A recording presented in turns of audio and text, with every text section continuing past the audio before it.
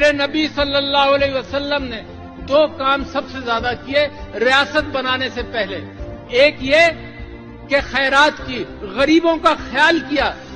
ساری زندگی ان کی مکی زندگی کے اندر آپ یہی چیز دیکھیں گے اور مدنی زندگی میں بھی دیکھیں گے. ریاست بنانے کے بعد بھی غریبوں کا خیال کیا. وَمِمَّا رَزَقْنَاهُمْ يُنْفِقُونَ، اور انصاف کیا. اگر یہ دو چیزیں مسلمانوں کی ریاست میں کم ہو جائیں تو اللہ کی برکت نہیں آتی. تو لہذا میرے دوستوں بھائیوں، میں وہاں سے بات شروع کرتا ہوں. اور انصاف کے حوالے سے میں آپ سے یہ کہوں کہ بڑی قرآن بھرا ہوا ہے ان ہدایتوں سے.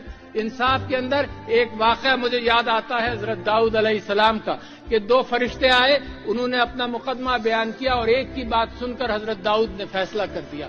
دیکھو انصاف کے لیے اللہ تعالیٰ قرآن میں ہدایت دیتا ہے کہ کیسے کرو. دوسرے فریق کو بھی سنو. اس بات پر یہ بات اللہ تعالیٰ کو ناگوار گزری اور حضرت داؤد معافی مانگتے رہے اور اللہ تعالیٰ نے پھر ان کو معاف کیا. تو لہذا انصاف کے لیے ضروری ہے کہ فریقین کو سنا جائے، انصاف کیا جائے. جس ملک میں انصاف کم ہو جائے گا اس ملک کے اندر سارا نظام تتر بتر ہونے کا امکان ہے. لہذا اس سے گریز